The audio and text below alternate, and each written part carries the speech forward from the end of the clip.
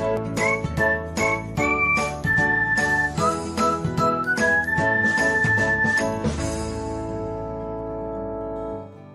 everyone, welcome back to another episode of Technologyglance. Today, in this video, I'm going to guide you through how you can turn off group request on Instagram. So, let's get started. Firstly, open Instagram app in your device.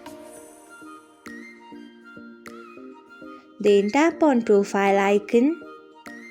Next, tap on three lines icon. After that, tap on settings and privacy. Next, tap on notifications.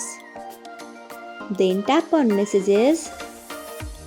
Next, we can see the option of group request. Click on turn off by tapping on turn off. So, this is how you can turn off group request on Instagram. Thanks for watching.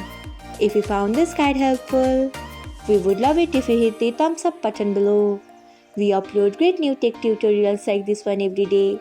So do not forget to subscribe to our channel and hit the bell icon so that you will never miss another update.